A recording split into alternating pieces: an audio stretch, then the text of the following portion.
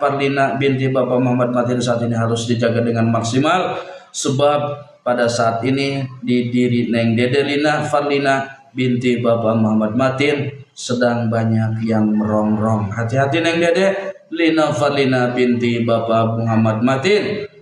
Abi luncurkan hizbur rizki untuk Neng Dede.